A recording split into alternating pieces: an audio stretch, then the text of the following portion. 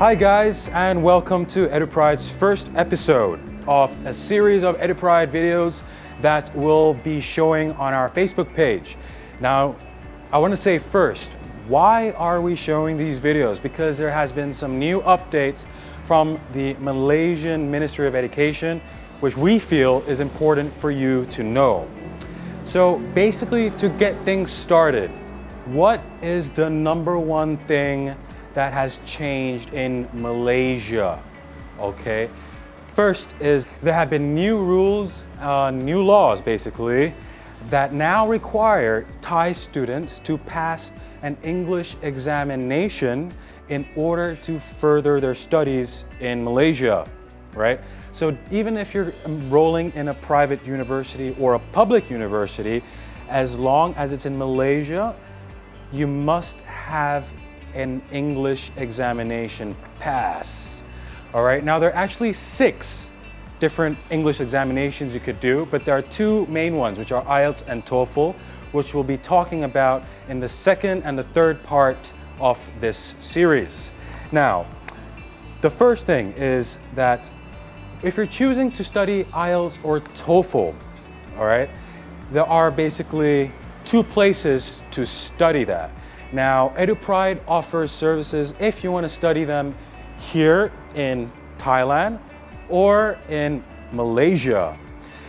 Now, although you might choose IELTS or TOEFL, Edupride does help you out with that. So that's the good news. So if you'd like to do preparatory courses for IELTS or TOEFL right here, right, you may do so. Or if you have the option, in this case, if you're a little bit more financially stable, if you will, you could always do it in Malaysia. The only cost difference is, of course, things like accommodation. Now, we have also a lot of partners, language institution partners in Malaysia, where we have a lot of language institutions in Malaysia that can help you prepare. But now here's the twist, okay? Now, there isn't a time limit for how long or how often you need to be studying for your English examination course. But if you want to do it in Malaysia, the Ministry of Education in Malaysia only allows you 1 year, guys, just 1 year, okay? But if you ask me, 1 year is more than enough time to learn how to pass your IELTS or your TOEFL, okay?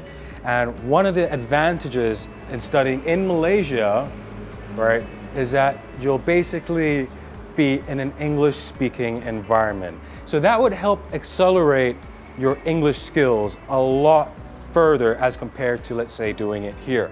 So the only deciding factor between the two is basically your financial capabilities, okay? But don't worry, the courses that we do here in Thailand are much cheaper compared to in Malaysia. Now, the other thing is that the Malaysian government has introduced a new government initiative called the EMGS. Now, what is the EMGS? Basically, it is to streamline the amount of foreign students that wish to come and study their higher education in Malaysia. So what Edupride can do here is that we'll basically help with all your documentations and all your offer letters as easily as possible so that there is absolutely zero worry for you. Now, but again, before any of that, there are still the examinations that you need to complete, which are TOEFL and IELTS. Okay. Now, this is not a law that is just for Thailand. This is a law that's been introduced for all foreign students. And you must ask why.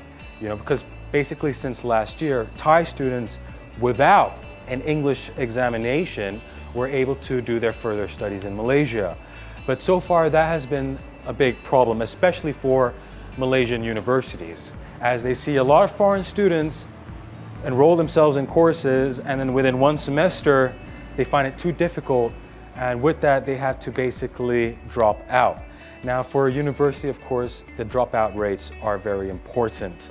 So they would like to decrease the rates of student dropouts, and this is basically the way forward. But again, guys, don't worry, because Edupride handles all of that for you. the documentation, preparing you for IELTS and TOEFL, whether it is here in Thailand or simply enrolling you into a language institution in Malaysia where you'll have 1 year. And if you don't pass within that year, you'll just have to come back to Thailand. So again, guys, don't worry too much. We'll keep you posted on the second and the third part of the video in how to pass your IELTS and your TOEFL examination courses. So guys, stay tuned for part 2, and this is all. Thank you very much.